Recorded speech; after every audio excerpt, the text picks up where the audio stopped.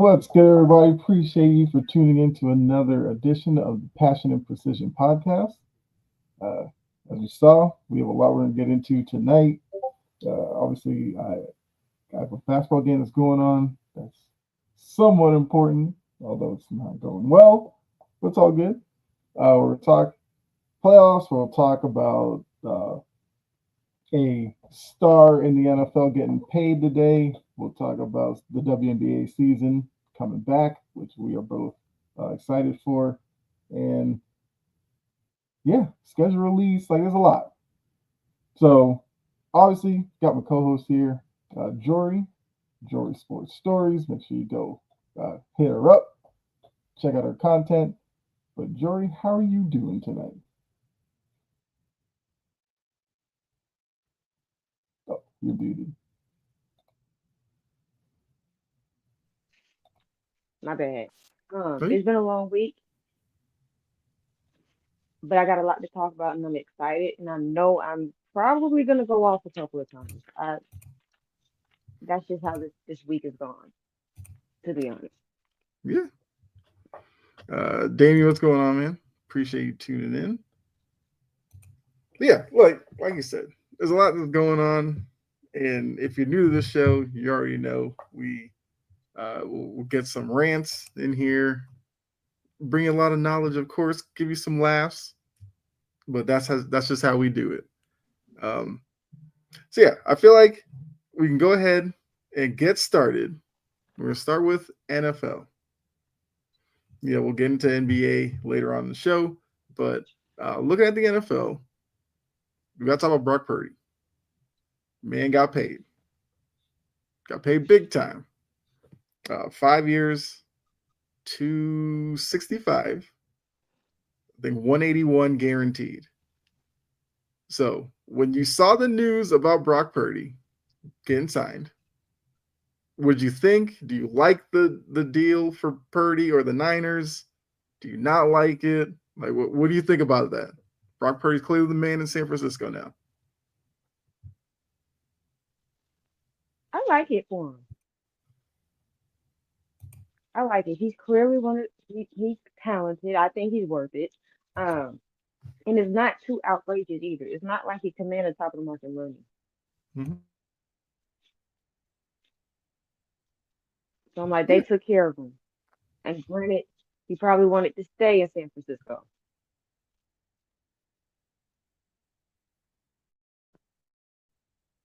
yeah. I mean, I think what it shows, it's like they're clearly committed to him. They obviously feel like Hmm. with some of the changes that's gone on around him, that he's still the type of guy who could lead them into a successful season. This obviously is I guess, vote of confidence for Shanahan, the coaching staff who brought Purdy in, have developed him and everything like that. Clearly these two are going to be together for the foreseeable future. And look, he was Mr. Irrelevant. He's making this money now because obviously this past draft, everybody's been focusing on certain people dropping. Look, the league has shown you, no matter where you're picked, when you Mm. get your opportunity, if you ball out, you'll make that money. I mean, quarterback obviously is a little bit different than other positions, but yeah, you gotta give it to Brock Purdy. Like he's proven a lot of people wrong, and the Niners are at least showing him the love. Uh, Now with that contract, obviously comes a lot of pressure because now he has to live up to it. It's easy to live up to a rookie contract when you're Mr. Irrelevant because nobody's really looking for you to do anything. But now, and I guess this will be a question I'd have to you. What kind of All right, so I guess should the expectation be that Purdy Shanahan now have to deliver a Super Bowl to San Francisco? Absolutely. Even though right now the team is in more of a retool, Mm-hmm. team is in a soft rebuild. Yeah. So I'm like, within that 5 year period, they have to have a quick turnaround. But I know John Lynch drafts extremely well. So he sees Mhm. areas of need. They could turn that team around. But the pressure is Mhm. absolutely on, definitely on Shanahan. I see them getting rid of Shanahan before they get rid of Purdy. Okay. Mm. So you okay? So you feel like Purdy would outlive Um, Shanahan? I guess if it goes sideways. if it goes sideways. Yeah. Damian, how Brock much Purdy. were they gonna pay him? He was gonna command something similar to that. You can't keep going paying him $900,000. Right. I mean, well, part of this is going to be that Niners fans or NFL fans will look at this and go, with the talent that they lost, I do think some people will probably think that, Purdy is overpaid in this deal. Especially like let's say Debo goes off and kills it next year in Washington, or Hafanga, or some of these guys who were important to the Niners not that long ago, but are now in new places. While Purdy's got to deal with an O line that isn't great. The defense, we don't even know if the defense necessarily will be improved. They did bring back Robert Saleh, so you feel like he will have a good handle on that side of the ball, but they did lose talent on that side of the ball. And then offensively, Shanahan is supposed to be an offensive genius. So, like, what is the plan for them now with Purdy in a different look offense? I feel like that's going to be, because look, in that division, the Rams are the it team, obviously, because they were it last year. And, Seattle, don't know what they'll look like year two with McDonald. And the Cardinals, a lot of people kind of feeling the hype on the Cardinals this year, too. I'm not. Mm-hmm. On the Cardinals?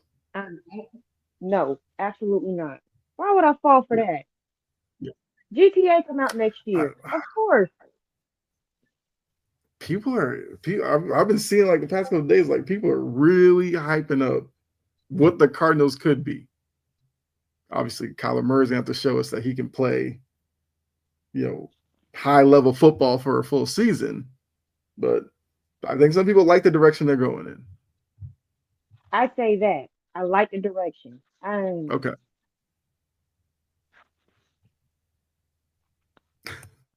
Only Cardinal fans about the Cardinals. I'm just telling you, Damien, Exactly. There are NFL people that are like keeping an eye on the Cardinals. What's going on, Key? Okay. Hold on. Got to leave this up here. So, all right. Brock Purdy, we'll see, what he has going on and whether or not this contract will either look really good in a couple of years, or it's the type of contract that, like you said, can get a coach fired, can get some front office people fired, and could ultimately lead to Brock Purdy maybe not being in San Francisco for the full duration of the deal. We'll see what the Niners have going, but it's good to talk NFL. We like the season isn't that close, really, if you think about it. Still got like 3 months to go before you even get to preseason. But there's still a reason to kind of be excited. And some of that excitement came in the form Well, of these schedule. Oh, go ahead, it's go ahead. not that far away. Yeah, It's not that far away. true. You got 90 days. It's I guess when you May. put it like that, it doesn't June, seem that July. far. Yeah, 90 days doesn't seem that far away anymore.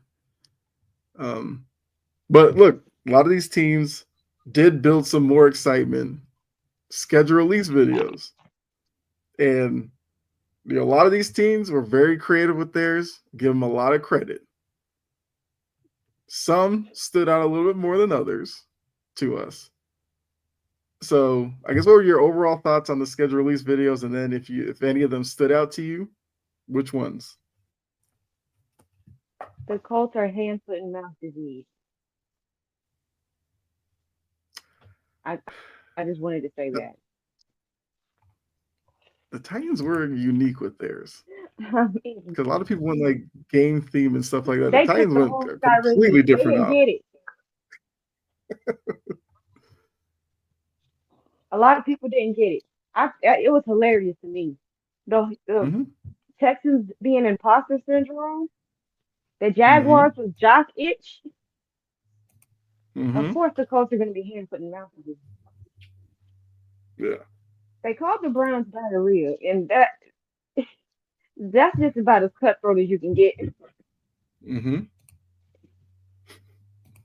Yeah. Um, I did like the Titans. I thought the Patriots was cute. The Falcons was hilarious. Hmm. Just flat Yeah. out hilarious to me. And of course, the Hmm. Chargers. They're the kings of doing this. I guess they just got a whole bunch of trolls in that social media office. Hmm. And the I would like Chargers to usually see. when they drop things, Hmm. yes, The thing the was Raiders like house, troll. yes. Um, there was a couple of other ones that I did like. Okay. I did like the Bills with AI. Okay. Baltimore do too damn much. Ain't nobody watching no 7 minute goddamn video. Yeah. Like, be for real. I will say that there was one that I Oh, did like that was actually longer than that one. really. Hmm. And Yeah. then there was a couple. I like the Commanders too. Hmm. There was a couple I did not like. Get me. We'll get into that in just a second about Yeah. old Saints. Yes. Yeah, which ones The didn't you like? Browns. What the hell is that? Hmm. The Browns gave me nightmares. Hmm. What is that? This is weird. Hmm. But you have weirdos at quarterback, so I guess it matches the thing. Yes. The Jaguars. Really? Some people like that one. I don't understand that one. Like Ryan Clark loved that one. Uh-uh. Yeah. I wasn't a fan of it. All right. And the most and the most minimal of effort that I could have done, the Miami Dolphins. Yeah. Did you even try to tap into the creativity, to tap into your energy? Y'all are soft. Like, what? You can go in with yours. Okay. Um, I agree. The Dolphins one.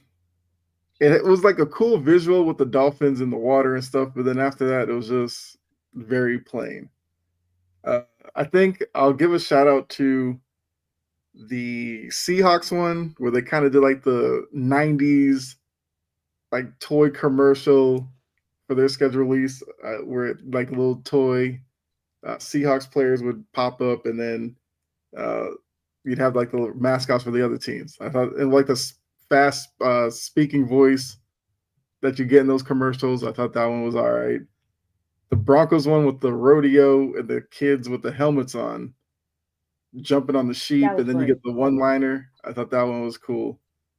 But the ones that did catch my attention, the Falcons, like you They got said, a the free Mario pass. Kart. Hmm? And never mind. Go ahead. Oh, the Falcons one with the Mario Kart. I did like that one. I like the Bears one with you got was it Lamorne Morris from New Girl? Game Night and a couple other movies where he sent the schedule to the wrong Ben Johnson and they went searching for Ben Johnson and they ran into a bunch of people. And then the 49ers had the Oregon Trail theme one. I thought that one was all right too. I did like the Patriots one. I did like that they tapped into the Josh Dobbs like aerospace and the science experiment stuff. But yeah, I thought a lot of teams did well. The one that I said that I watched that was longer than the Ravens one that I thought was actually okay. Something about the Bucks one. I thought Gruden was going to have a heart attack like 4 times doing that thing, but I appreciated the Gruden energy in he the brought. team.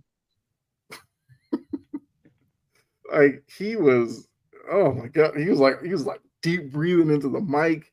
He didn't know what to do with himself, and I thought it was like a nice way to bring in that it's the 50th anniversary, which it is for the Seahawks as well. He kind of gave you like little nuggets on key matchups against the teams that they're playing against. But yeah, his energy actually kept me watching it for all, I think it was like 10 minutes, which I thought at first was going to be way too long to do, but Gruden saved that one. I thought that one was all right. I'm trying to think of some other ones, but yeah, those are the ones that kind of stood out to me.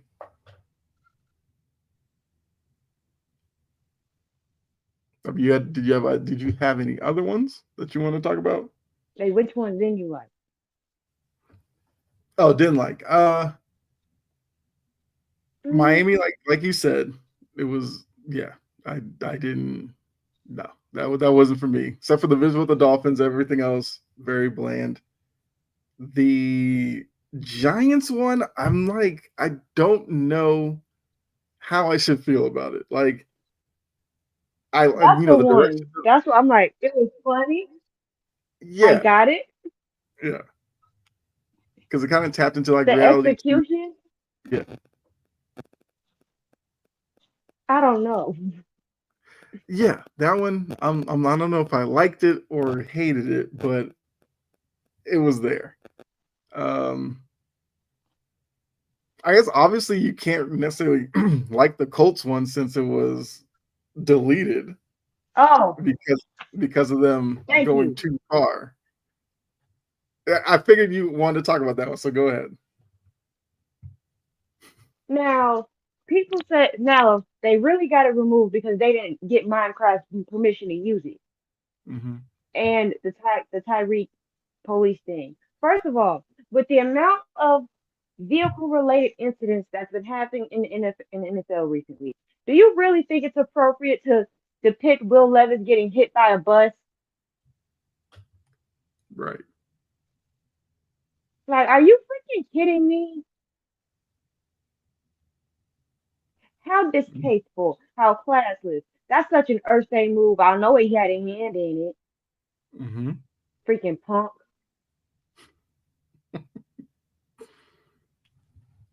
Yeah. I mean, they're mad about Tyreek. I'm like, yeah, there's others. Yeah. is Will Levis not a human?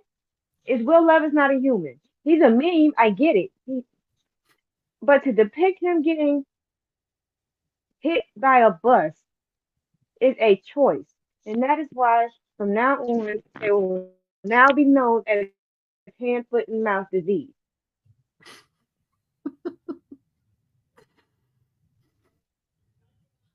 Yeah. Like I said, some teams are very clever in their messaging. Like I said, the theme was to troll your opponents, which I do like. So yeah, look, they do it every year. Like you said, the Chargers kind of set the standard, and now everybody's trying to be as creative.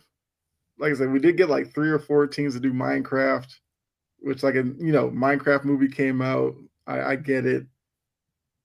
Well, hopefully we get a little bit more variety. I was surprised like nobody did like a Marvel. Oh wait, there wasn't one I want to talk about. Minnesota. The dedication to tattoo fans with the schedule release. Like y'all some different Man, people up there. They're just different up there. I didn't get Cincinnati. I like Cincinnati. You could tell the players came up with that crap. Mm-hmm. You can tell. Mayo Boy is a human being. And to Yes. have him depicted getting hit by a bus is disrespectful. And the Colts think they're just such a classy organization. Kick Mhm. rocks. Touch the bottom of a bottle. Like, Yeah. I'm an empath. I'm an empath. Mhm. I'm very empathetic. I'm like, I wouldn't want anybody. That's disrespectful. Yep. There is a fine line between trolling and disrespectful. Now, the thing about the Tyreek thing is Tyreek thought it was funny. Mm-hmm. I kind of thought it was funny. Yeah. It was the bus part that pissed me off. Mm-hmm. And I'm like, why? Who okayed somebody getting hit by a bus?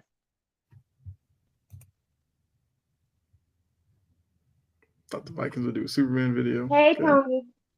What's going on, Tony? What's Appreciate you up, Tony? tuning in. Um, but I'm like, that whole organization makes my butt itch. Mm-hmm. The whole organization.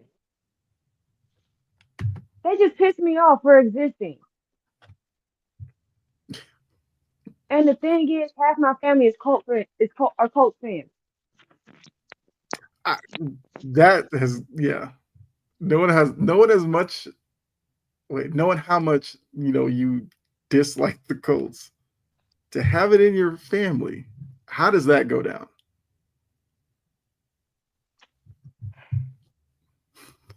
I don't talk to them. Okay, right. Especially same I talk to the division, Bears like fans and the Lions fans yeah. in my family. Mm-hmm. I don't. I'm like, we talk, but I'm not gonna sit here. Oh, and I got folks that are Jazz fans. That's rough. I laugh at them. Okay. Okay. I have a dark sense of humor, and even I was like, bruh, yeah, there you So it's not just me being sensitive. go. Right. Yes. That was a little too much. Mm-hmm.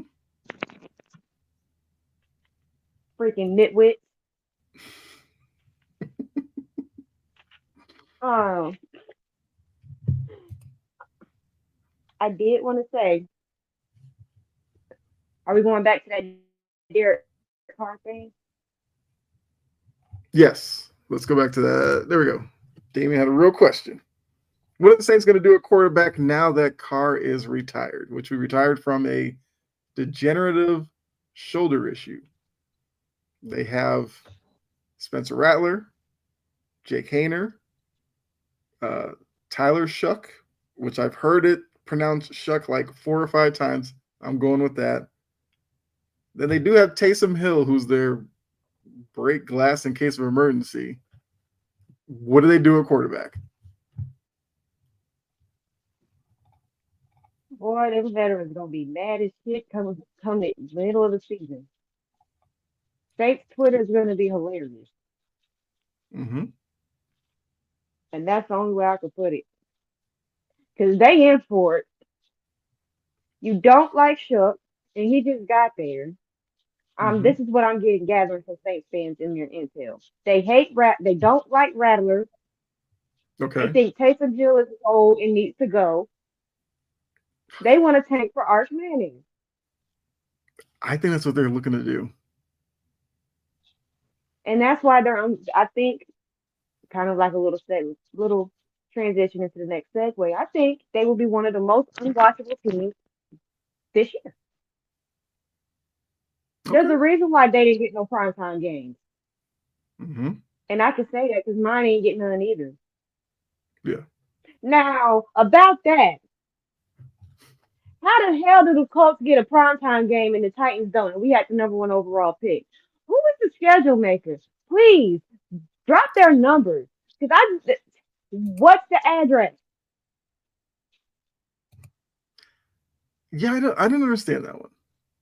Because if I'm going to look at teams that did get one, and Nobody like you wants to said, watch the Colts. yeah, because like if you're going to watch the Colts primetime, you're like, what am I looking for? Are you excited Daniel for Jones. Anthony? But it's like, are you excited for Anthony Richardson and Daniel Jones? No. Do they have like some stud rookie you need to see? No. So it's like, yeah, why did they get one? And I know maybe we're biased here, but the Vrabel Bowl between Tennessee and New England, you could have thrown that on a Thursday night. I wouldn't have cared because there's actual backstory, intrigue, everything for it.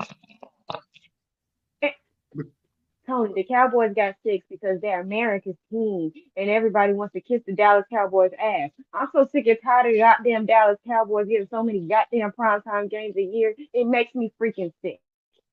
Mm-hmm. Yeah. Sick. Yes.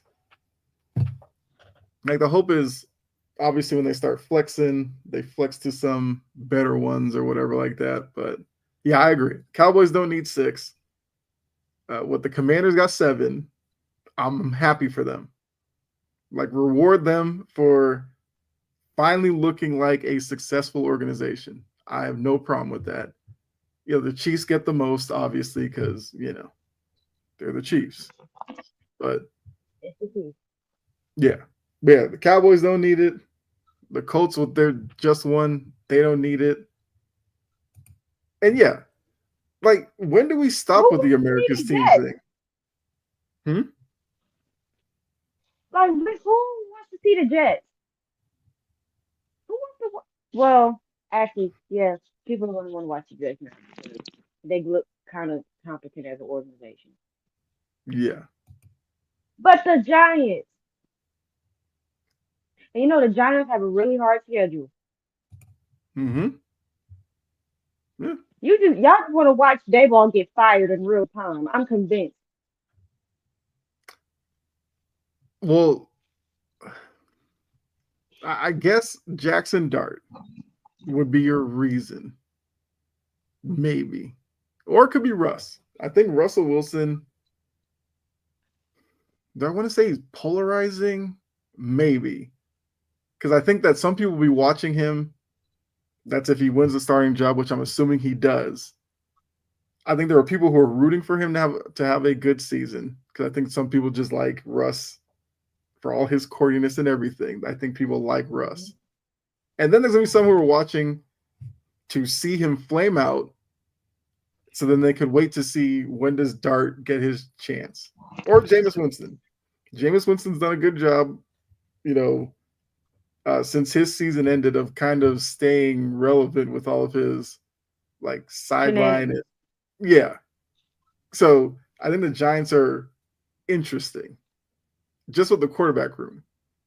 So I mean, I don't hate that they got one. I do. Well, I mean, yes, yeah. The freaking Raiders. Maybe Is that's it the Tom Brady. Tom Brady? Yeah. Cleveland, I understand. Cleveland, they don't get none either. But I'm just like, no. Well, really, and the other one that gets me, the freaking Cardinals. I told y'all there are people that think the Cardinals are going to do something this year.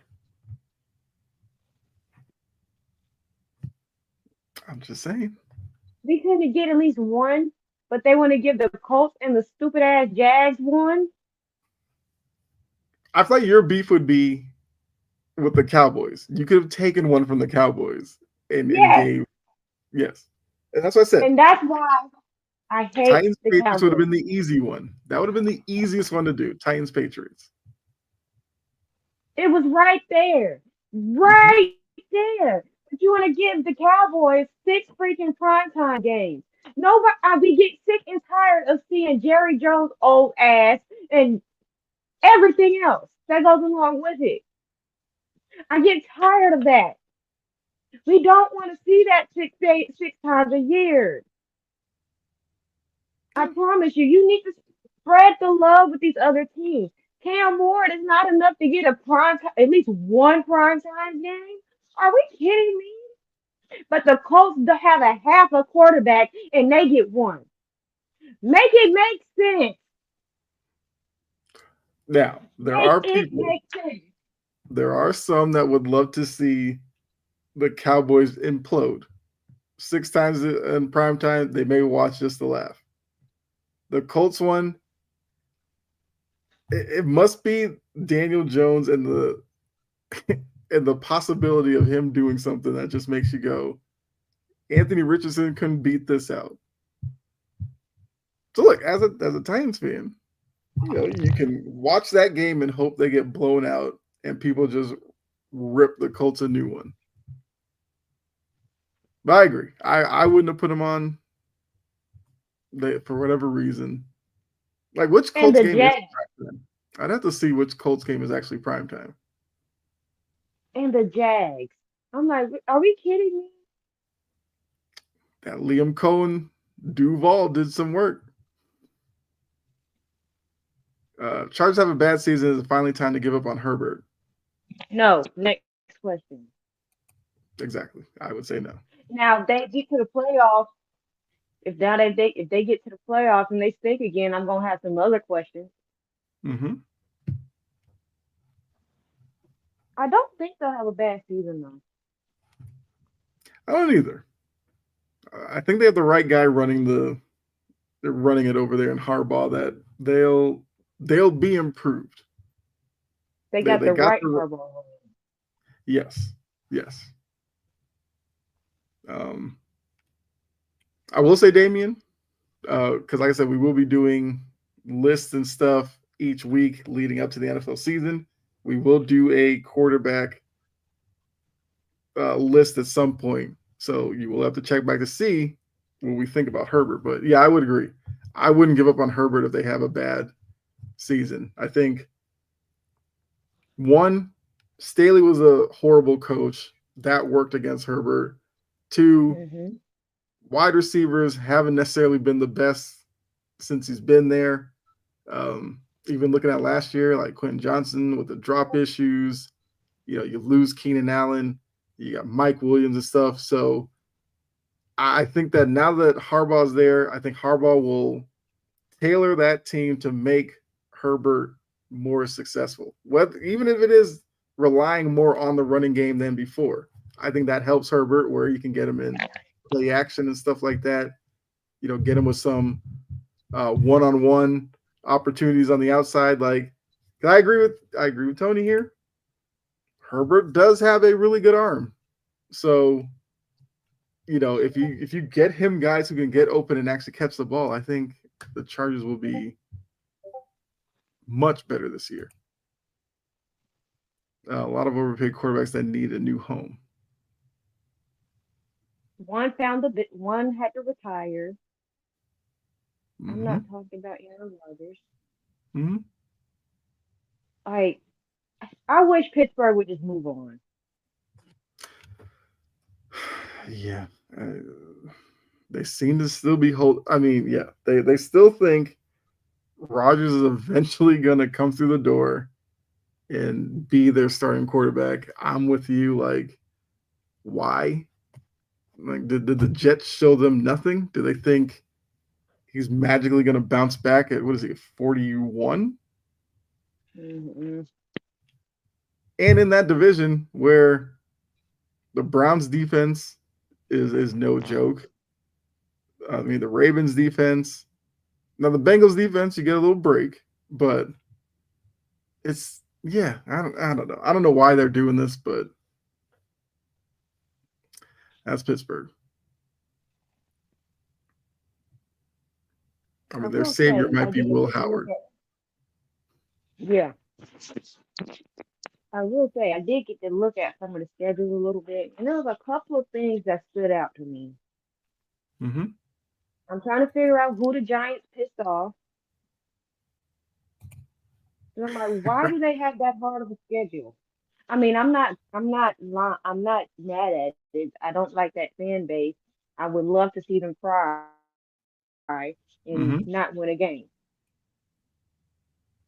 Mm-hmm. Um, Again, why the hell do the Colts have a playoff game? Not a playoff game, a primetime game.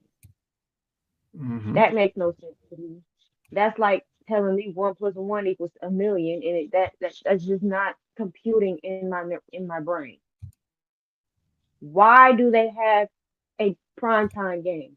Who wants to watch a team with half of a freaking quarterback?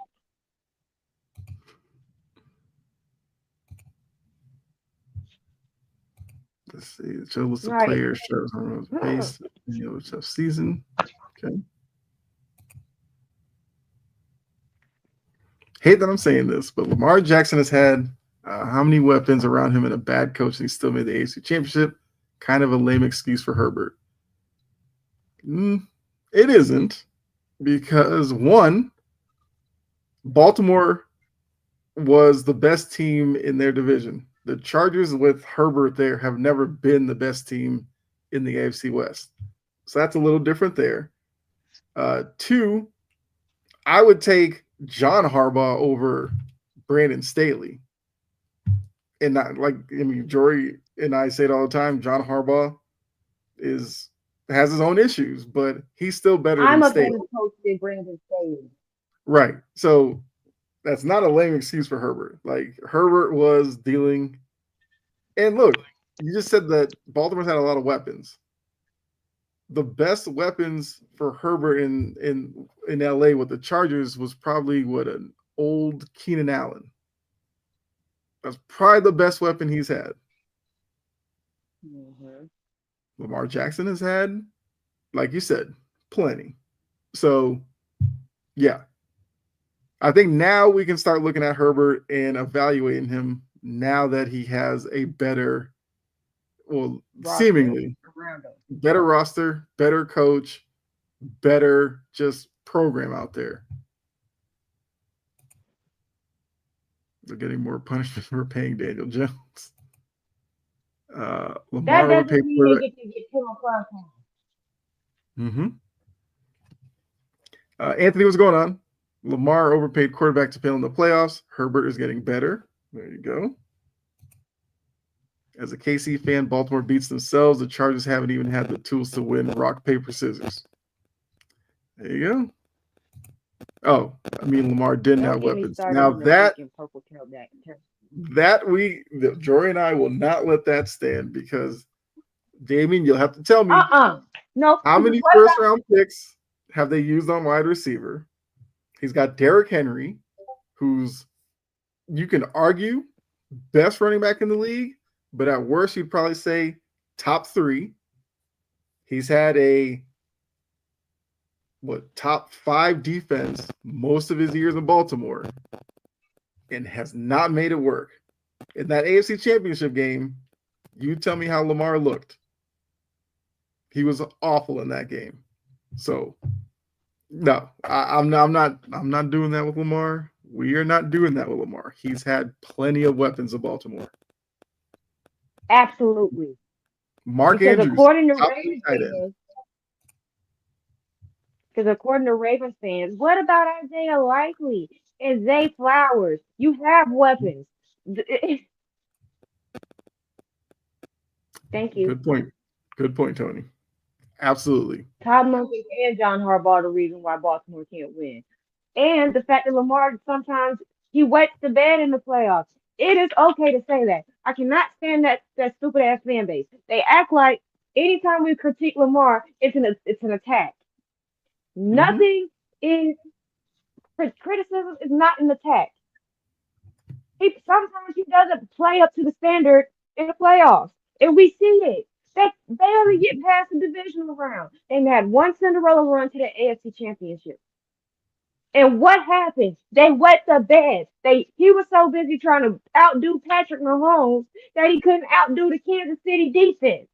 Let's be real. Yes. Lamar Jackson is a regular season quarterback. Never mind. But that's another topic for that's another topic for later. Right, right. Yes, we'll save that for our quarterback list. I don't know, maybe next week after, we'll kind of figure that out. I mean, You'll Damien, get I get mine it. tomorrow. I was like, Damien, I get it.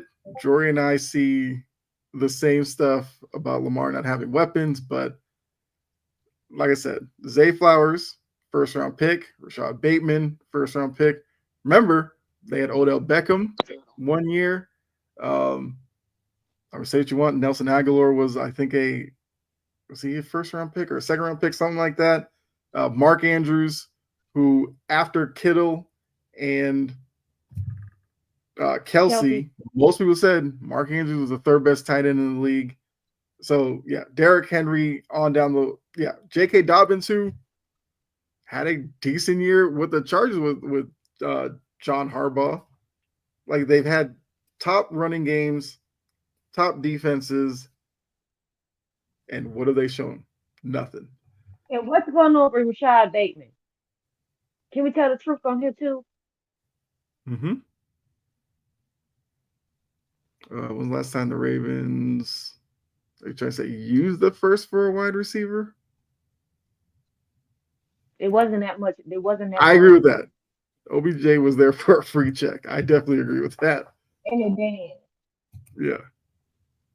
Until Baltimore's win percentage doesn't go down. Wait. Doesn't go down. The more Lamar throws, I'm going to rip them up. Got you. I don't believe in Lamar at all, so I'm with you. Okay. Yes. I know. You were just telling us what, Ravens fans and I guess some media and people. And that's why nobody likes him. Mm-hmm. That is exactly why almost nobody likes Ravens fans. They're delusional creatures. That's a delusional species of human. Delusional. And not all of them are bad. I'm talking about the ones that are just up Lamar's ass and drink his bath water. Anthony tried to cause fights tonight. Believe in Josh Allen more than Lamar. Look, we said it. We said it last year when, how'd it go? When Allen got the MVP over Lamar or whatever. We agreed that he should have gotten it. But, Again. Two-time MVP. Two-time MVP. Is it 3 playoff wins now? That's a problem. All right. So you were talking about schedules because I did pull up here. So I will quickly say, according to last season's win totals and everything like that, the Giants have the toughest schedule in the league.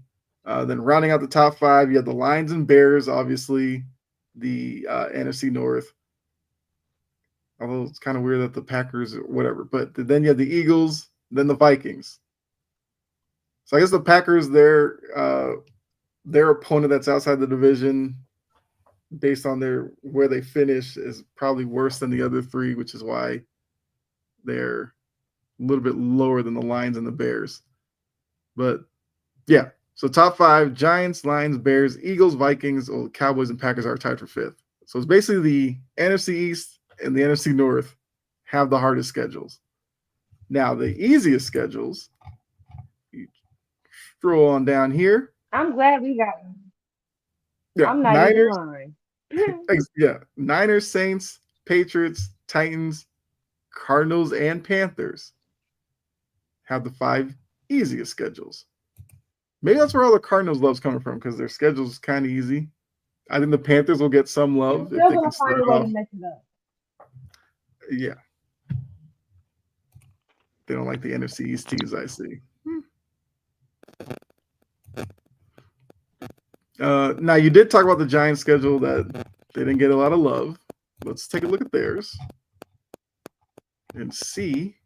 Here we go. So they get at the Commanders, at the Cowboys. That's a rough stretch to start your season. Then, oh yeah, you want a home game? You get the Chiefs, then the Chargers. Brutal. Chiefs is a Sunday night game, so good luck, Giants, on that one. Then you go on the road to the Saints. Okay. That might be your first shot at a win. But then it's like, oh, you're feeling good about that? Get a home game Here against come the the Eagles. Eagles.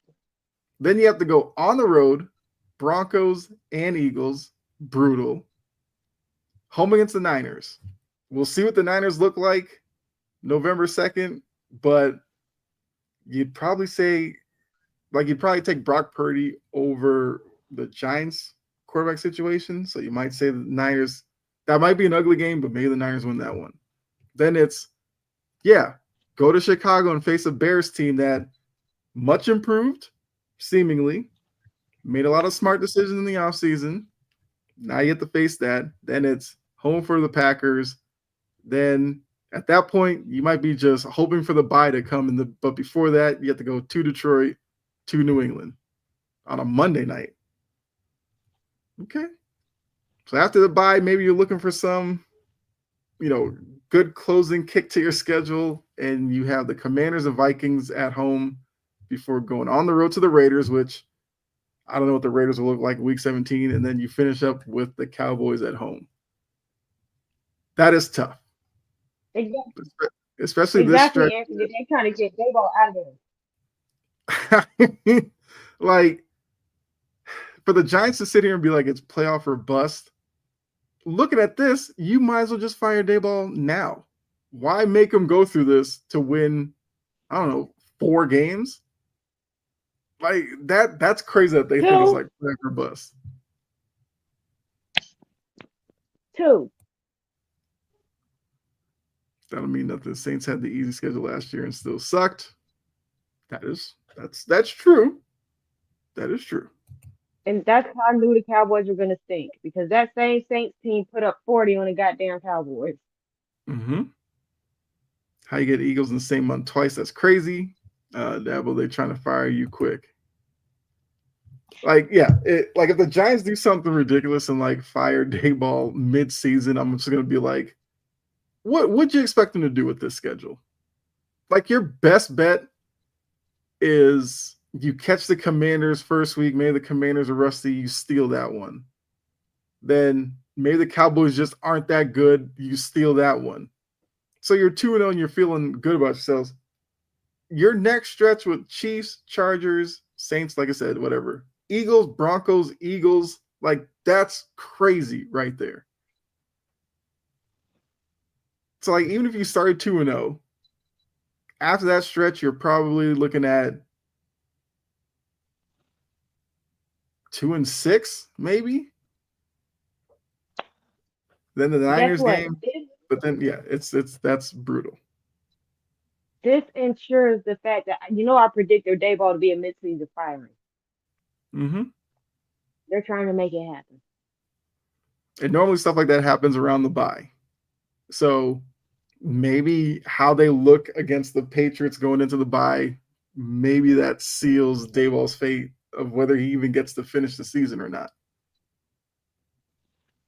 Like, they face the Patriots and the Patriots like blitz them and they lose by like 3 touchdowns or something. Yeah, Dayball's gonna get fired over the bye week. Mm-hmm. So, well, Giants fans, y'all got that working for you. Is there another schedule I guess you wanted to look at?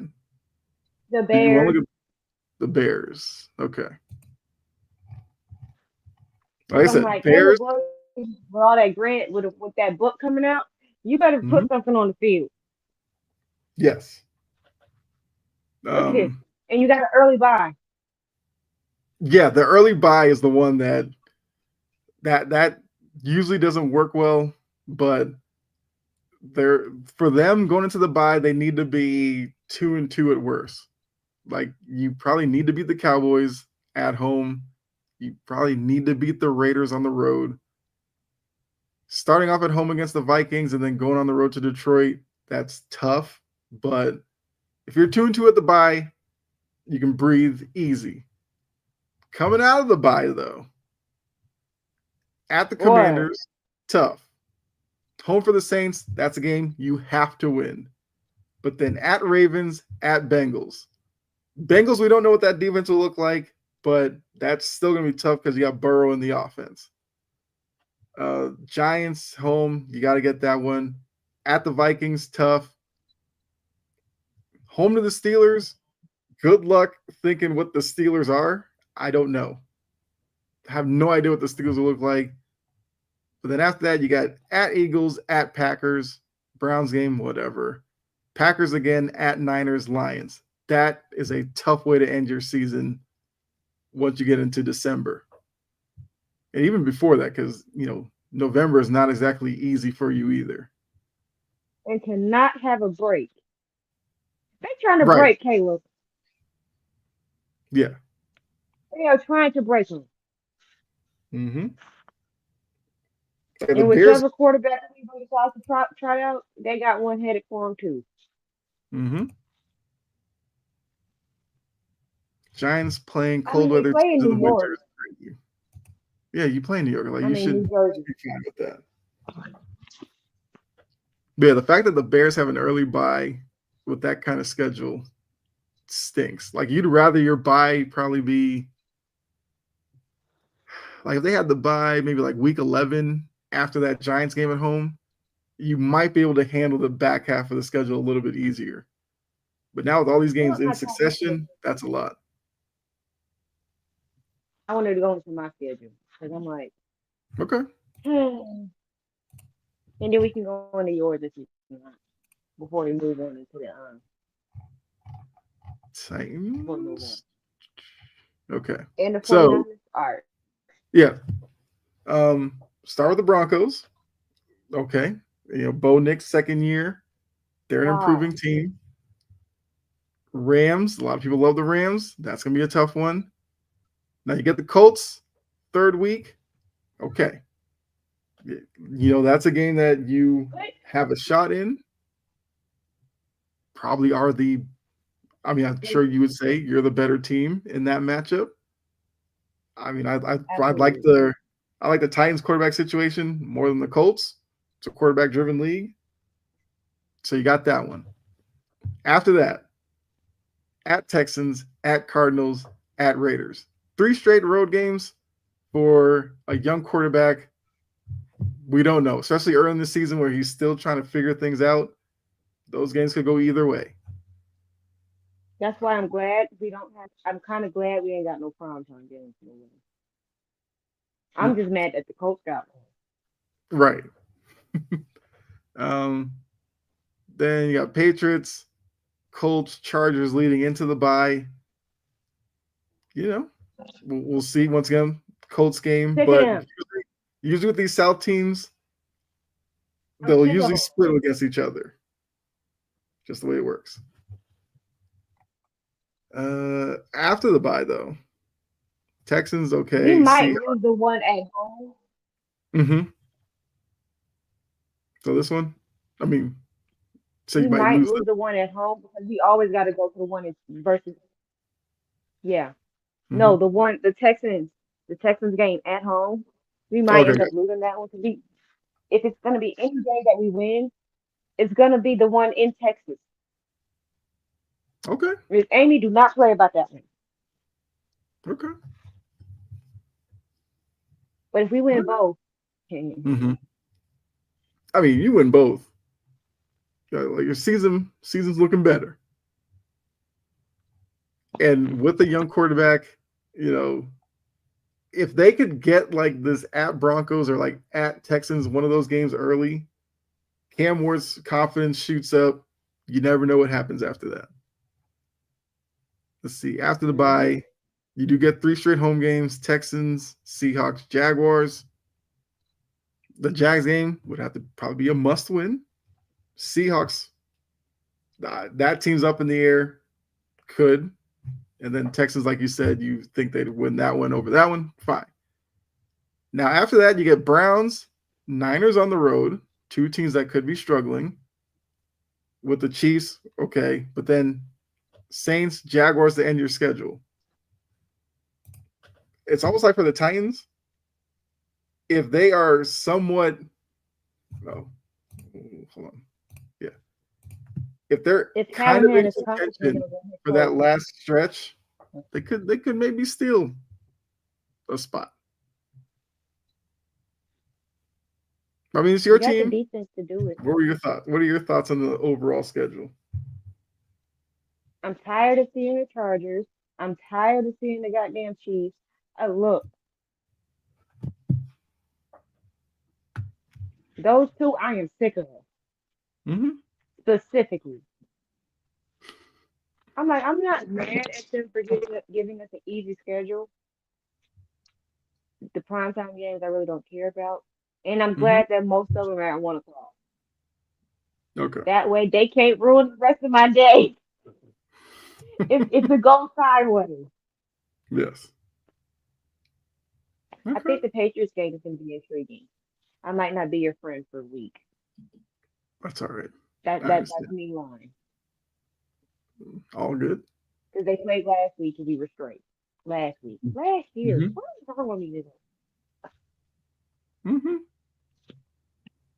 I mean, The you know Cleveland Rabel's going to be game, up for that one. Absolutely. I already know what he's gonna tell them.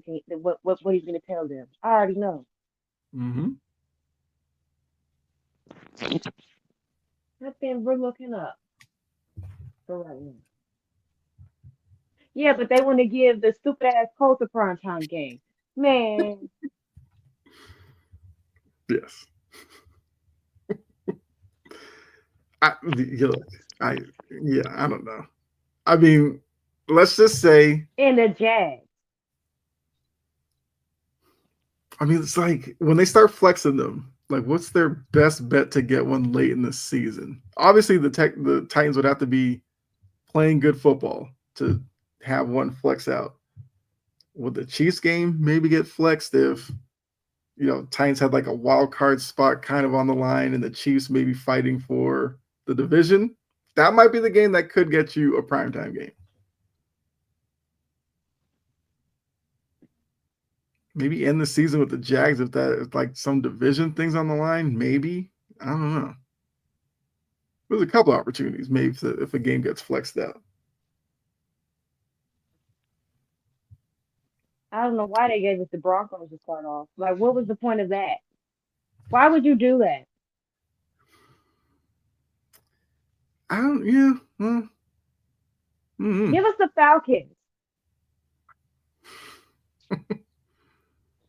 I'd rather play the Falcons. Two young quarterbacks, Ward, Bo Nix. There could be some interest there. I don't like Atlanta's offensive line. That's why I said I'd rather play the Falcons. Mm-hmm. Okay. Anthony is saying, I know you wanted to look at the Niners schedule. I've heard some people say that the Niners schedule is ridiculously easy. Let's see how they laid it out. All right. Okay, what are we doing? All right. So at Seahawks. Schedule. What would you say?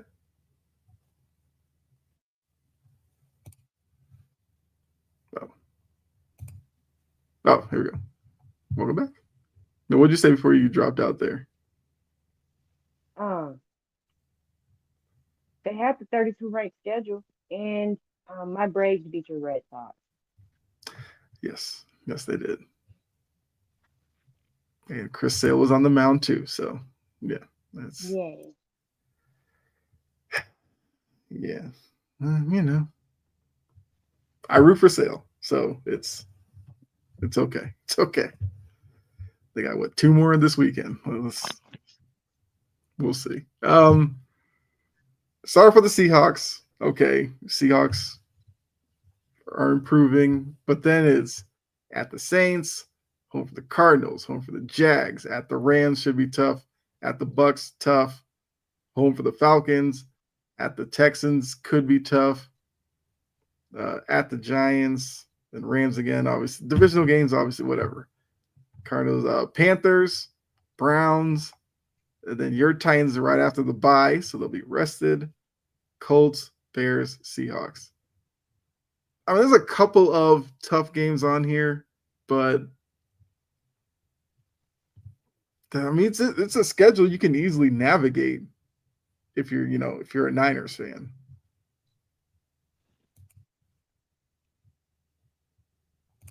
If you have a bye that late in the season, ain't no point. Yeah, week 14 is really long to wait for a bye. I bet it's well needed. Mhm. And that's for a team that I don't know why I'm not on the screen. I just can't see myself. But for a Oh, you team that can't. has injury history, no. I A mean, team that y'all has in the chat. injury history, I was ask y'all in the chat. Y'all see Jory, right? Because I see you. I'll make sure it's not just me who can see you. But keep going. well, you can see me. That's great. Then we're fine. Yeah. I forgot what I was saying. Okay, so they can't see. The week 14, the bye, late bye. Yeah. For a team that is notoriously injury prone. Mm-hmm. That's rough. Mm-hmm. Yeah. And Most looking at teams this want. slate, No. Yeah. Sorry. Go ahead. Sorry. looking at this slate, I see why they got 32. Look at this. Yeah. Like I said, the biggest issue that they're going to face is the bye being week 14. Like trying to fight off fatigue till you get there. But yeah, a lot of these games, their toughest games obviously will be Rams, Seahawks in the division. Those are probably the toughest ones. At Houston could be tough, but I mean, you and I have talked about Houston previous seasons. Like they're a team that you want to trust them, and then they'll give you reasons why not to trust them. So that game could be an easy one for them, for all we know. I don't know. But then, yeah, it's a lot of like young, unproven teams that maybe play above their head that make some of those games tough, like Carolina, because you and I do like what Carolina's done, and we do like the way that Bryce Young finished last season. That doesn't mean that they're going to be really good this year. They might still be a year away or something like that. I mean, I've seen some people say that even with the schedule, like they think the Niners will be last in that division. I don't know if I'd go there with them. What drugs they on? They second at best. Well, I think Third at worst. Because I think some people aren't necessarily big fans of the O-line, and if Purdy doesn't stay upright, how many games are you really going to win? True. Like I said, I'm glad we can knock him on his ass at least once. right. So, I mean, prediction-wise, we obviously will save those for closer to the season, but the schedule does look pretty favorable. Oh, Damien did have a question. With MLB giving Pete Rose eligibility to be in the Hall of Fame, should NBA give the players they banned a second chance, and should the NCAA, NFL do the same for Reggie Bush? Well, Reggie Bush isn't an NFL Hall of Famer. He's not. NCAA, I mean, he was a pretty good college player. I mean, I think he probably should for the NCAA if they, yeah. NBA, who do they really ban that should be a Hall of Famer? Only ones I could think of are like OJ Mayo and some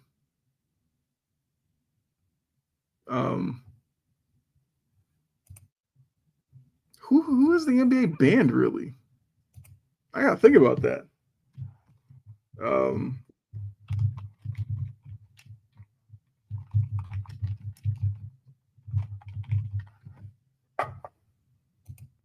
Let's see. There we go.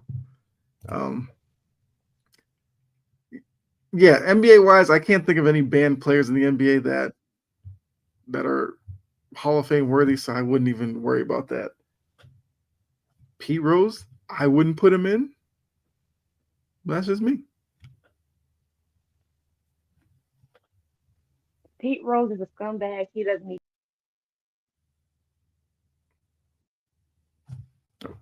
Hmm. No, the NBA should not give players they banned a second chance. And Reggie Bush got his Heisman back. That's as much as he's gonna get. Mm-hmm. Okay, so Damian No, meant should the NBA give him a second chance at playing in the league? So that's what. no. Jonte Well, Porter's OJ in Mayo's prison. old. Was Beasley banned? Or did he just not play because he just wasn't? I'd have to look into that. I honestly can't remember the NBA players that were like banned necessarily. You know, What, Jonte's in Jonte prison. Porter? Yeah. He's gonna be in jail probably. Like, I'm not worried about him. I'd say no. If you're banned, I don't see why you should get a second chance. No. If Unless you're unless of what they banned you for, you you're did like innocent everything of. in your power. I mean, Ridley also did get suspended. He got suspended for a year, not banned. Yeah. But yeah, Ridley got banned. Yeah, he would not be in the league. Right. But I mean, I see Like your if you get a question. ban, Yeah, you get a ban, that should be it.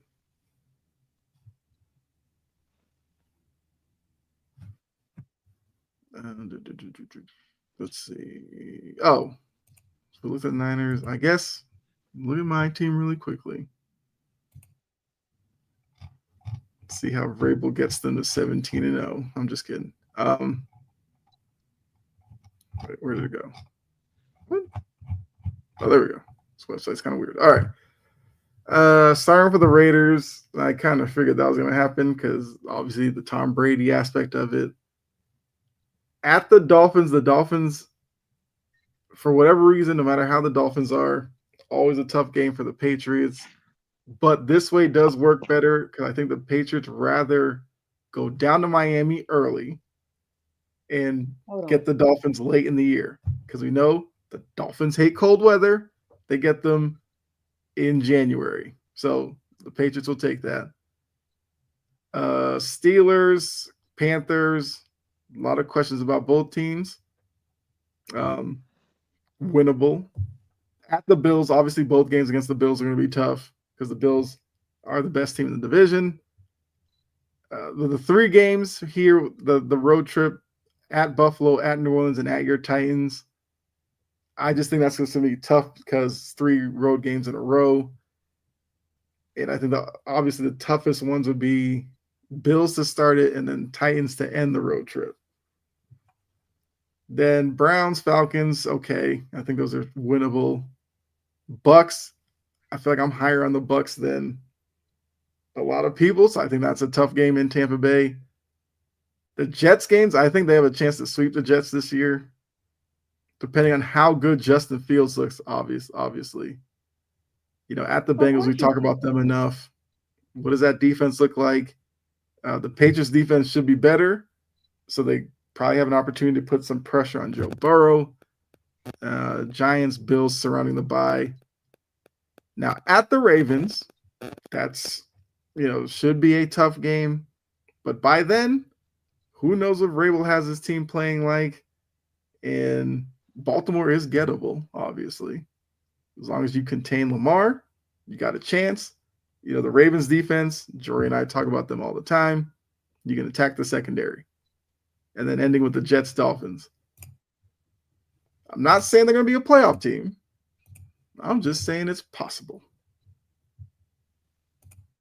And Damien, again, suspension and banishment are 2 different words. Mm-hmm. He got suspended twice. Yeah. Mm-hmm. He was on his way for a ban. He was on his way. Yes. But he got 2 suspensions. If you get banned That means the league either have warned you plenty of times, you've gotten suspended a couple of times, and this is the only way that they can tell you stop doing this BS is to ban you. Mm-hmm. If you don't want to stop, we're gonna make you stop. You're not gonna play. Suspension and ban are two different words. Yes. And I mean, Tony's still in here. Tony would say also one of the things that worked against Pete Rose, which I know Pete Rose is kind of the reason for the questioning. Like Pete Rose did this stuff, didn't necessarily, Was say he he was sorry sorry about or anything? show remorse or anything like that. Like he was okay with what he did, and that kind of led to his banishment. Mm-hmm. Okay. I think since we both are in Atlanta, part of me kind of wants to look at the Falcons schedule. 20th. Okay. The Michael Penix led Falcons with Kirk Cousins breathing down his neck until they get rid of him. Mm-hmm. They have an early bye as well, which, like I said, not a good thing. But Bucks, Vikings, Panthers, Commanders. I mean, they could literally be 1-3 going into the bye. They could be 0-4. They could. At Carolina is not going to be an easy game. It's not. Then out of the bye, Buffalo, tough. At the Niners, only because the Falcons aren't necessarily the best road team, tough. Dolphins, Patriots, Colts, Panthers, Saints, Jets, Seahawks. That's where they need to make. That's going to be make or break for them. Yeah, they have to go on a run there. And then at Bucks, Cardinals, Rams, Saints end your season. If you go 2-2 in those last four, especially in the NFC South, you might be okay. But that middle stretch that we talked about, like if they find a way to lose to the Patriots or lose to the Panthers again, lose to the Jets or something like that, it might be a rough season in Atlanta. Mm-hmm. And Raheem Morris does not need that. Nope. I hate early bye weeks. Yes, obviously, yes. Fortunately, you do have to spread them out. Otherwise, you would get some weeks with too many teams on a bye and probably left with some bad games on the schedule. I'd love to know what Falcons fans think of that schedule. Falcons going 7-10. I mean, that might be a reasonable outlook. That'd probably be good for maybe third in the division. Yep. Because they go 7-10. Fired. Yeah, they go 7-10. I'm assuming like the Bucks and Panthers outperform them. Saints. No. It's gonna be rough in New Orleans. I'm not gonna lie. That's why they're unwatchable. Mm-hmm.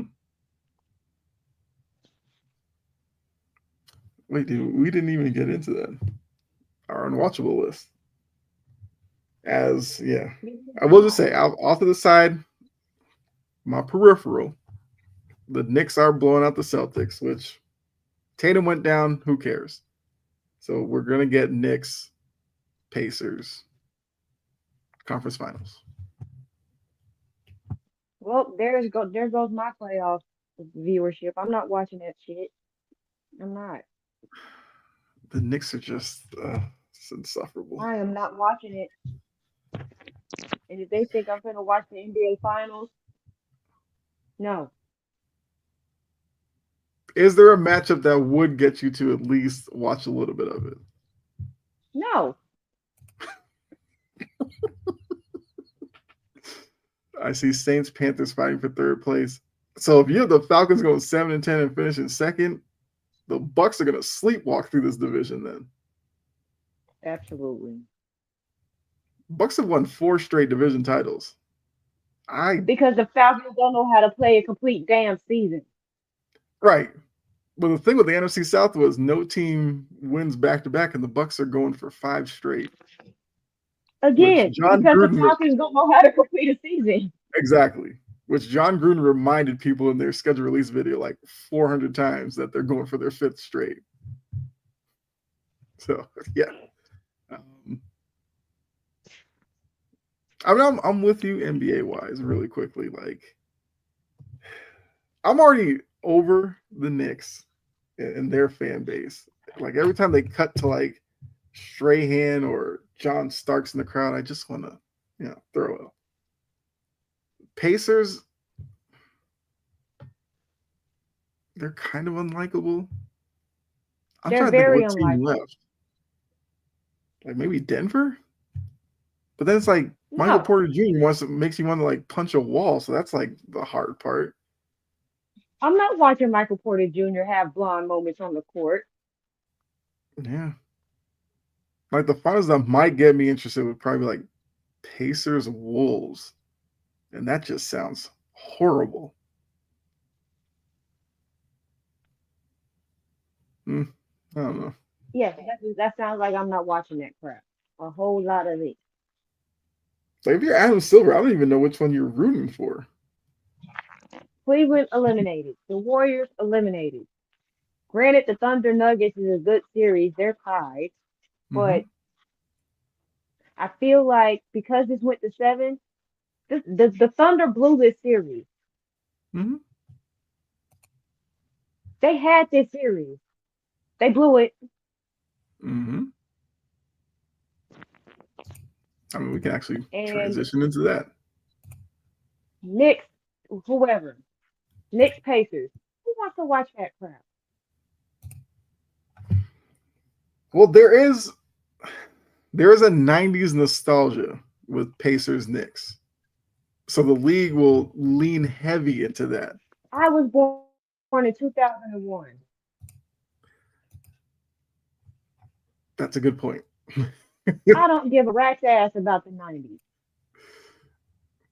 Well, you'll get a history lesson, I guess. I don't know.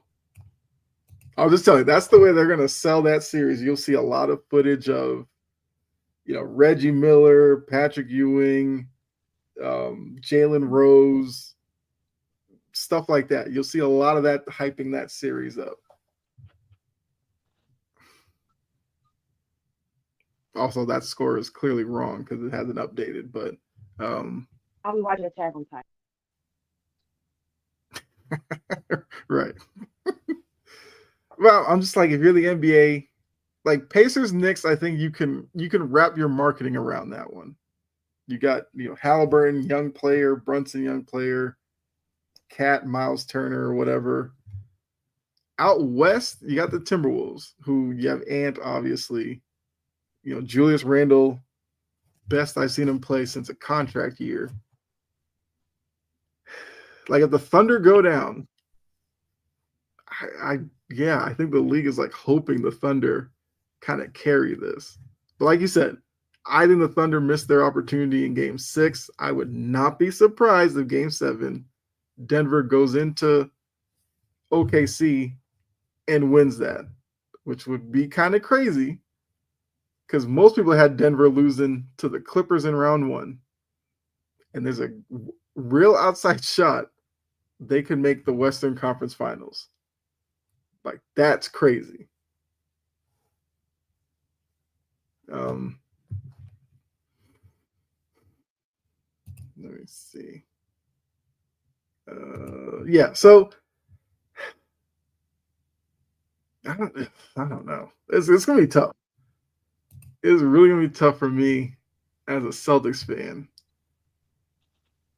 Which, like I said, Tatum hurt the ankle. Hurt the Achilles. I already knew it's gonna be tough to ask that team to win 3 straight without him. They showed a lot of fight Game 5, forcing the Game 6, but tonight was just a barrage from the Knicks playing in front of their home crowd. Obviously, it kind of went the way it probably most people predicted. So you'll have to live with insufferable Knicks fans for another couple of weeks. It just is what it is. But yeah, I think the league is really hoping the Thunder beat the Nuggets. I mean, Nuggets Timberwolves would still be a interesting series, but Like you're looking at finals matchups with like 4 seeds and 6 seeds possible. Like that's crazy. I'm not Looking at watching all that. the looking at all the storylines coming into the playoffs. Like you said, Golden State had a lot of hype. You know, a lot of people were looking at, you know, Lakers with LA, Clippers LA, just the LA part of it. That didn't happen. You know, you had the Bucks. The Pistons were a good story, but then they bow out. And the Cavs, who spent this whole season with everybody telling us how great the Cavs are, they flamed out. And like I said, Celtics had their own issues. So, yeah. I'm not watching. I know you that. said you're not watching. Yes. And I understand. So, if you're the NBA, I think really Thunder stopped Pacers might be after the the Lakers best. got eliminated. Right. I think in the NBA, Thunder Pacers would be a matchup you'd want, or Wolves Knicks. I think those are the two matchups would make the most sense. Do you realize how nasty that sounds? Well, I only say that because Wolves Knicks, you have the Julius Randle angle already built in, so people can be somewhat intrigued by it. I think Thunder Pacers, because of the pace the Pacers play at and the pace that the Thunder kind of want to play at, I feel like that matchup makes a lot of sense. I think if you get Pacers Wolves or Thunder Knicks, I don't know. You only be hoping that the Knicks, because it's New York, kind of carry it. But at least Knicks Wolves, they kind of play somewhat similar. And I think that would make interesting TV. But if you get some kind of cross matchup between the four, I think that's a nightmare.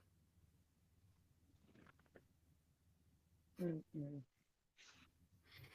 All right. Like I said, gave you some quick playoff talk.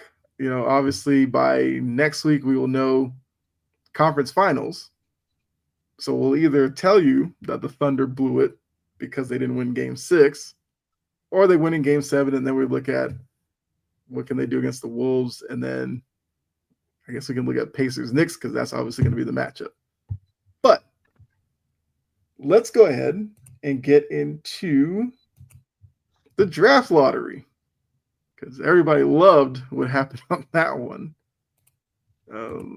I might not have a final burn because I know I'm finna go in on here.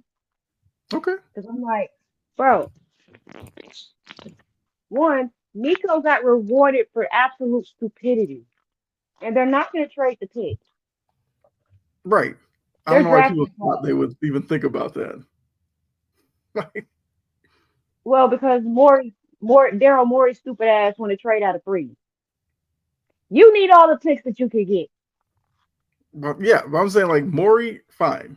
But it's like I didn't need a story talking about the Mavericks aren't going to trade the pick; they're going to take Cooper Flag. Well, duh, we all know that. Duh. I think the Sixers part of this is interesting because if they do trade out of 3, what are they targeting? And what kind of moves are they really trying to make by trading out of 3? What's going on, Pavel? Pavel, you're working the conspiracy theory. I like it. So yeah, get the first overall pick. Do they move to Vegas? We know the NBA wants that Vegas market. What better way to do it than Cooper Flag? You can sell Vegas on that. I mean, this past season, Nico angered a lot of Mavericks fans with what they did. Yep. Now, it would be a little weird seeing the NBA without a team in Dallas because of all the years with Mark Cuban and everything like that. That would be a little weird. And I feel like there's other teams, if you wanted to move one to Vegas, probably have a bigger argument than Dallas necessarily. But it is something to think about. Great show. Appreciate that. Sorry about my Lakers. I mean, Jory's a Lakers fan. She's right there with you. But yeah, I guess you were talking about the lottery and everything. Or I guess first question. Do you think it was rigged? Absolutely the hell the F not. Okay. Absolutely not. And who like rigged? Really? Yes, Um, they had 1.8% of the change. mhm. I think Cuban sold his He sold all remaining. his stakes. Yeah, he sold all of his stock, so he's just a fan at this point. Um, it's still a chance. Like just because it was a small chance, it's still a chance. Hmm. That whole NBA is rigged thing is really annoying. Like, can we be for real? How are they gonna rig that? And that's a good question. Realistically, Good how question. are they gonna rig Kevin that? Mannix talked about it because Kevin Mannix said, I think he said if you went on NBA.com, they televise the actual lottery process. But he said like basically what they do is they have a guy stand in front of the bucket, they send it going, all the balls bouncing around, and he like will randomly put his hand up, and when he does, a guy pulls a ball. That's literally how they do it, according to Kevin Mannix. Because I didn't watch on NBA.com, I might have to go back and look at it, but whatever. It's like if that's how they're doing it, how do you rig that? How do you rig that? You people sound absolutely freaking ridiculous unless they had all the balls in there with the Dallas Mavericks logo on it, and we know that's not true. Yes. Yeah. Like, you be freaking for real. It is not rigged. Now, some of these NBA games, yes, Well, that's a little different. Yes. that's a little I different. mean But the yeah, that's lottery, easier to rig than a lottery. Yeah. but a lottery. Are you freaking kidding me? A lottery system. Hmm. Who do you think? You saw how people were mad about the Lakers even trading for Luca, how they didn't want to do deals with the Lakers. You don't think they didn't want to do a lot of deals with the Mavericks either for because of that? Obvious. Who is going to sign up to rig? Who's going to sign up? I say that to say, who's going to sign up for that? To Hmm. all collude to make sure Dallas gets the number one pick. They're already mad at Dallas and the Lakers enough. Hmm. Why would they collude to make sure he gets the number one pick? Let's be for real. Let's use our brains. Hmm. Yeah. Yeah. Because like why would the owner of the Spurs or the Sixers who finished 2-3 be okay with going through the process just to watch Cooper Flag, who they clearly all would want, go to Dallas? And the next part is if you're gonna rig it for Cooper Flag is supposed to be this can't miss star, is Dallas the place you'd rig it for him to go? I feel like that's another question you kind of have to ask. And that's nothing against Dallas, obviously, but in terms of sports markets, there are bigger markets you could have sent Cooper Flag to if you really wanted to rig it like all the way through. So I agree with you. It's like the coincidence and the conspiracy theory because Dallas traded Luka and then they turn around and get Cooper Flag.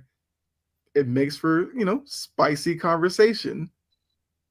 But yeah, it's not rigged. I think the bigger thing is the league is trying to show these teams you keep tanking for these can't miss prospects. There's no guarantee you get them. So don't waste your time tanking. You're better off playing as hard as you Trying to can. And win. yeah, you're better off playing as hard as you can, losing a bunch of games, but some of these teams that put guys out on the court that have no business like starting games in the NBA, and then when they lose by like 20 and 30, just turn around going, oh, well, at least we got the draft to look forward to. Like the Stop Jazz. doing that. Well, I think I would say the Jazz are a little different because I've seen Danny Ainge do this. Danny Ainge is all about getting assets and then throwing a bunch of stuff against the wall and seeing who bites at it. But I'm looking at teams like Charlotte, Washington. Washington, Charlotte, teams who have been in the lottery multiple times and have done nothing and seem like they're not going anywhere anytime soon. Like at least Detroit was kind of in that situation, but you saw kind of the plan with some of the guys that they took, and they got a little bit better at times. So some of those teams need to look at this and go, what we're doing is not working. Like, actually invest in your team, construct your roster better, because we know with Washington, that roster construction stinks. It don't. So why should you be guaranteed a top pick because your roster stinks to the point that you get the number 1 pick and you just want to sit back and go, oh, we're just gonna get Cooper Flag at the end of this anyway. So then you just do the same thing with Cooper Flag. We're 5 years down the line. We're like, hey, Washington, how come you didn't build around Cooper Flag? Like, at least with Dallas, at least with Nico, like Nico will make moves. It'll be interesting to see Cooper Flag alongside AD. I guess Kyrie when he is healthy and comes back. Clay, it's interesting. But yeah, I don't get the rig stuff, even though the coincidence is there. But no. No way other teams would sign off on that. Like, if it's a bad draft year, they'll be like, I don't care. Yeah, rig it however you want. But in a year with Cooper Flag, no, they're not doing that. So, but yeah. Congratulations to Dallas Mavericks. And until what was it, June 25th, I think is the first round. We got to wait until it's official that they take Cooper Flag. But I know you brought the Sixers thing. I know you're not a Sixers fan. I'm not a Sixers fan, not in the least. But is it smart for them to move out of the 3rd pick? No.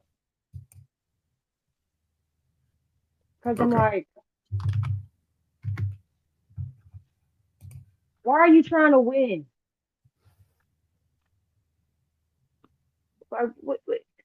Why? Nico Harris saved his job. You need to do something with Joel Embiid. Now, but is that maybe the angle they're going with? Attaching number 3 to a Joel Embiid and doing it that way. Or number 3 with Paul George or something like that.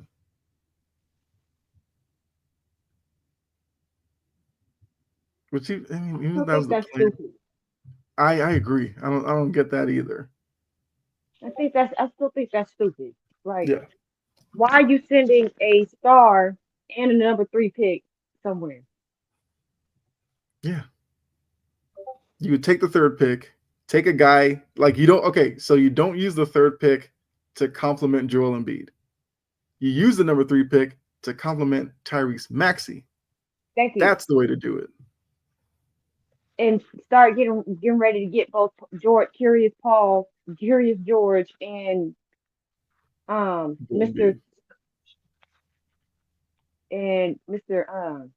We see the sole of your shoe all the damn time, Joel Embiid. Yeah. That should be the plan. We're moving on from there. Yeah, look to the future.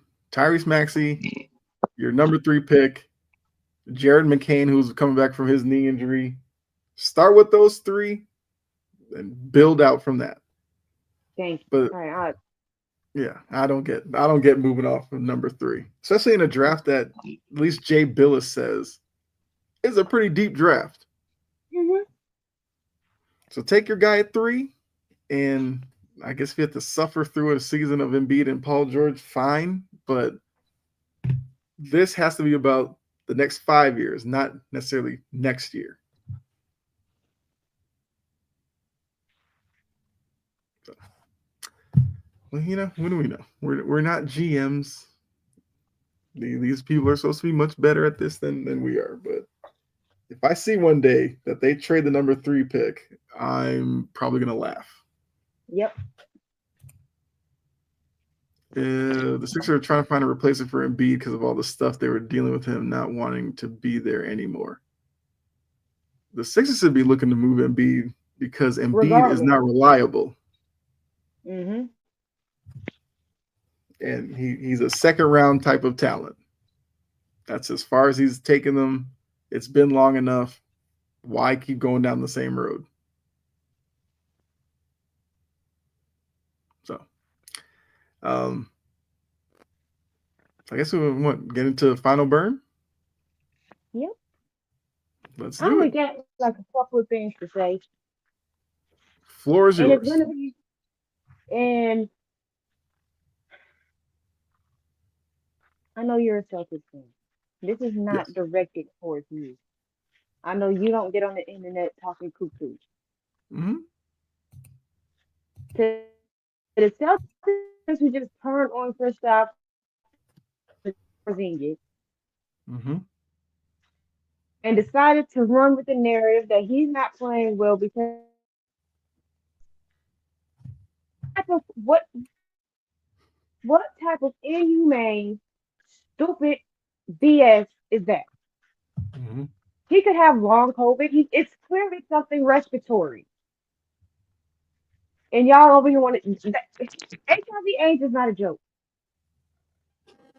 So to sit here and to say that about this man, who's even trying to play while not feeling very well, period, trying to Hmm. save his season,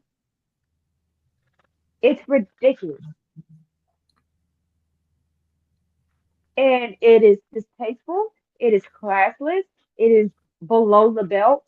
It is unnecessary. Can we stop saying wild things because we have negative saying stupid stuff like that, wild things like that? There's a line. There's a line that you don't cross. That's one of them. Yeah. And he'll probably get more of it after this game because he only had 4 points. And like you said, I'm more worried about the illness. Like you watch him on the court, clearly something wasn't right about him, and it got to the point where I think it was, in his head, and he was trying to do too much, and he kind of lost confidence. But like, I feel like what with most fans, you like to see your guys go out there and at least try. He put forth an effort, but because of the illness, he talks about energy being zapped in the middle of games. We've seen a couple of games in this series where he's been pulled, and you haven't seen him after in like the second half and stuff. So I agree. The stuff speculating what he has, none of y'all are doctors, and just because it might get you some clicks in your video, it is reckless. And those same Celtics fans, once this series is over in about 5 minutes of game time, they're going to turn their attention to Porzingis being traded and all this kind of stuff. Got to remember, he was a key part to winning it last season. And yes, is his Celtics career probably ending the way he wants it to? That's if it does actually end. No, but he still helped you win a title. So I think some of these fans, when their team doesn't win the title like every year and they go way overboard with it, it's like, let's be realistic. They got one. For me, that gives you like, I don't know, 7-8 years of a buffer for me. Hmm. Because outside of the one last year, the last one was in 08. It had been a while. And like I said, Porzingis had a big hand in it. Hate that the illness kind of did this to him, but let's, like you said, stop with the speculation, especially with something as serious as that. Because if that's not what he has, then how dumb do you look? That's the part I don't get. Like, I'd rather you sit there and think like the illness is some hoax to cover for him playing bad than to just sit here and throw out random stuff that you think he has.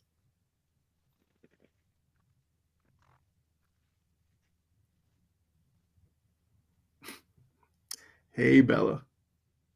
Our The third third host member. decided, Yes, the third to member make has an made her appearance. appearance.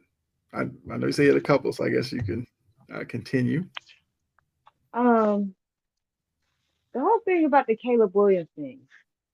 Mm-hmm. The one thing I did want to say, two things can be true. Caleb Williams and his father were right about the incompetence of Shane Baldwin and Eberflus. They Hmm. were right.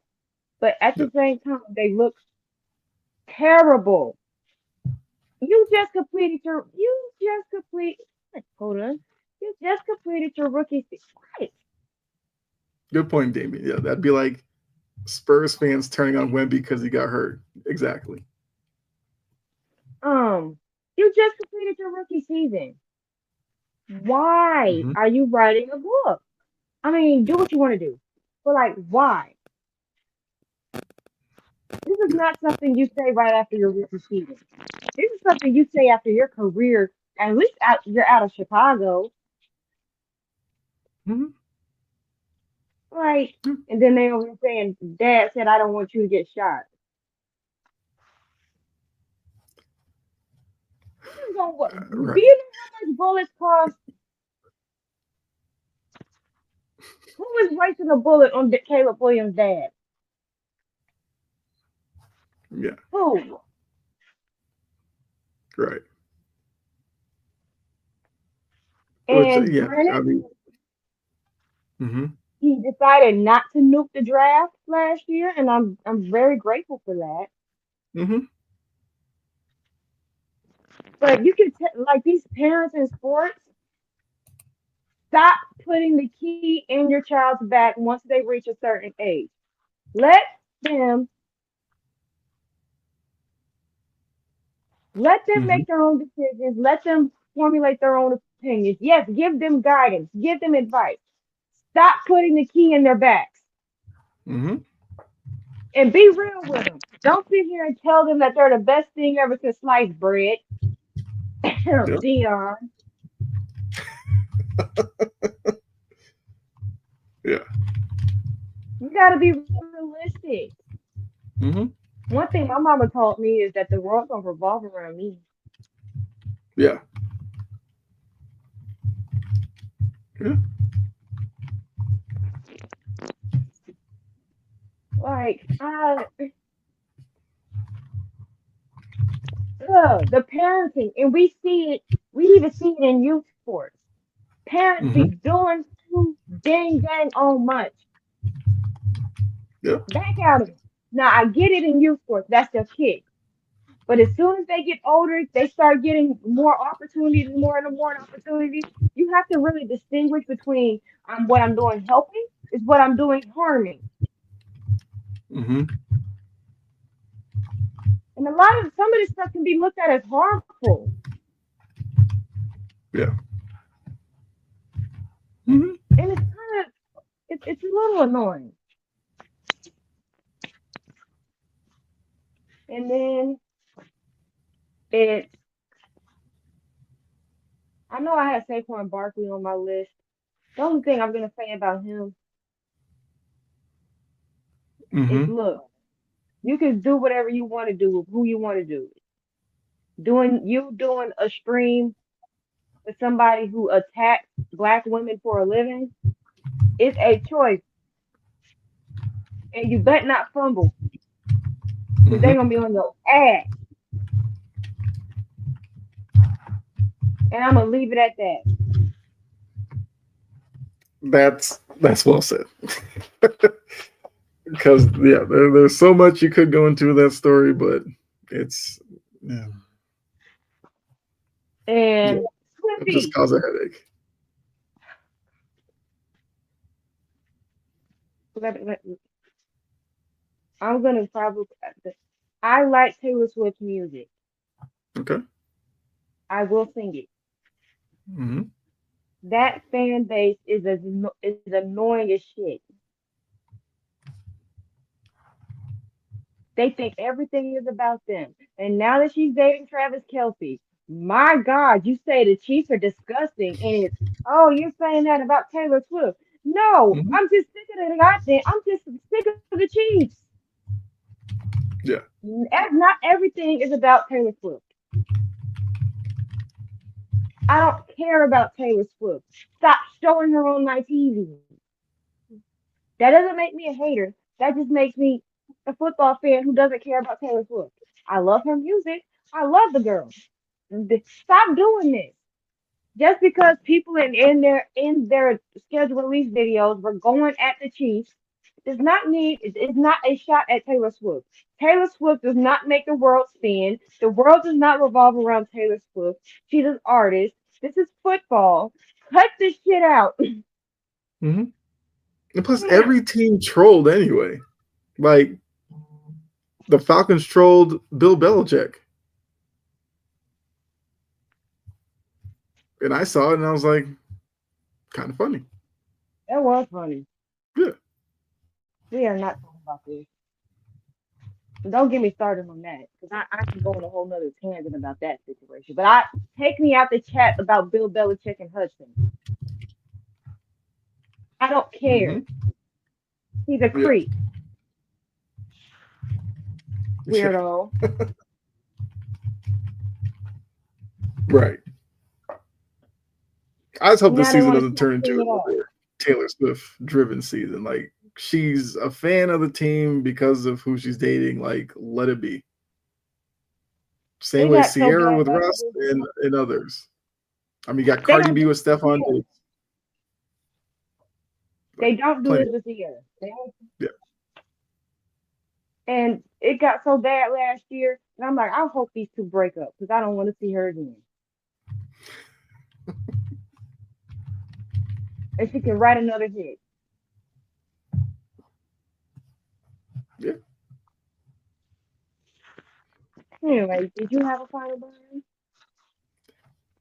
Not really. I mean, the Celtics one probably would have been it because I've gotten so tired of seeing, not even just from Celtics fans necessarily, but like these media people who are like salivating over, oh man, how are they going to break it up this offseason? We know that they were going to because one, this is what Adam Silver wants. He put the second apron in place so that teams don't just buy their way to multiple titles. Like what we're going to see with the second apron is going to put a lot of pressure on front offices to construct their roster correctly. And that means you're going to have one, maybe two high price guys and one or two high price guys, and then depth. That's going to be this era of the NBA. The Celtics did it last year, but now they have plenty of things they got to deal with. They'll have Tatum and Brown, but yes, Porzingis and Holiday, who are high price guys, may move out. That's just the way the NBA is. There's a reason why Phoenix is in a terrible situation. Phoenix tried to buck the trend and go, we're going to pay these three guys a bunch of money, and the rest of the roster will just figure it out. Tell me how that's working for them. So teams like, I think teams like Indy, Adam Silver loves that. Because if you're going to sit here and say, how many superstars do the Pacers have? Halliburton, if you want to twist my arm. But I would say, yes, Halliburton's more of a star than a superstar. Pascal Siakam, not a superstar. Miles Turner, not a superstar. So teams like that are what Adam Silver wants this NBA to be. Teams where it's more about 9, 10 guys as opposed to 2 or 3 and a bunch of guys who you're just hoping doesn't ruin it for you. Like Houston, another team, second seed in the West. Who are their superstars? They don't have any. Like that's where the league is going, and teams like Phoenix or Milwaukee, who their cap situation is a bit of a mess, and they're an older team. Like it's gonna force some front office people to change their philosophy, and I'm kind of here for it. Because like I said, I don't need my Celtics to win the title every year. I would be fine if like Pacers, a small market, mid-market team, win it all, because then that goes against this narrative that a lot of NBA analysts like to put, like big markets need to win. No, they don't. As long as you play good basketball, that's what needs to win out.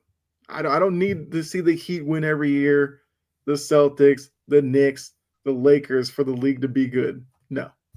So And it is official. The Knicks have moved on to the conference finals to face off against the Pacers. I think that series will start Monday. And so we're getting cheated out of a game 7 possibility. But we do get one with Denver and OKC. So at least you get that. But yeah, I didn't really have anything to. This damn dog. No final bird, really. This dog. Oh, well, He unplugged my lamp. And you know exactly what she's doing. She's a character. Well, look, she's letting us know to Why wrap would up the she show. do that? She's letting us know. She's Like, letting us know to what? wrap up the show. She's the executive producer. So yeah, as we get out of here, I guess anything you want to add or let them know that you're working on. I got a couple of things in motion. Just stay tuned in a couple of weeks. I'll for more details. I have to redo my AFC and NFC videos because the draft came and went before I could record those. So Mhm. I have to get some more notes done for those. I have some articles going on. J Dub's Club should be updated. Girl, will Okay. you stop? What is your issue? uh, yeah, that's about it. Oh, tomorrow. Hoop Dreams and Touchdown Queens may be around 6, might be around 8. Stay tuned for that as well. Okay. As for me, well, obviously we're doing a video on the Celtics Knicks series, but working on an article. I think I'll probably do one around the NBA offseason because I do think that this NBA offseason might be pure cinema. Giannis, Durant, Booker, the Celtics, Lakers. I have seen some.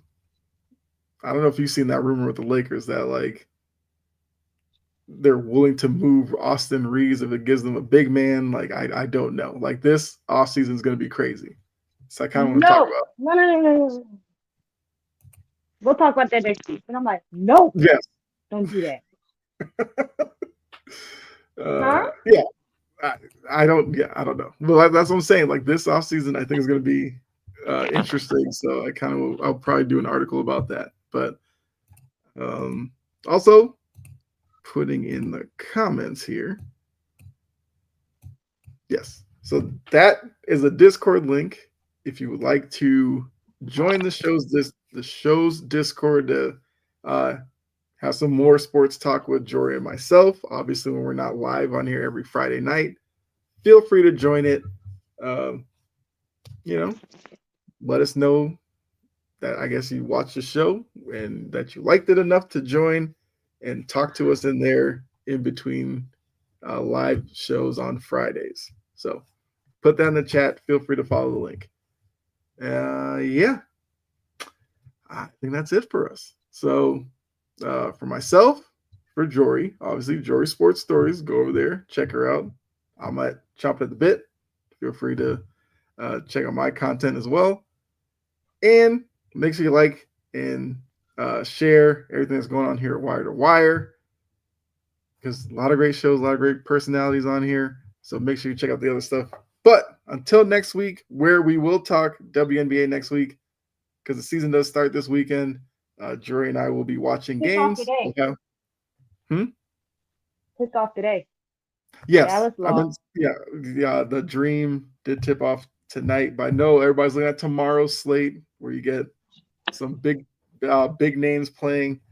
So Jory and I will be watching games this weekend, and then next week we'll have some thoughts on opening week of the season. So make sure you're back here next Friday night for another edition of Passion and Precision. Myself, Jory, and Bella, who made her 2-second appearance. We're out of here. Enjoy the rest of your weekend, and we will see you next week. All right.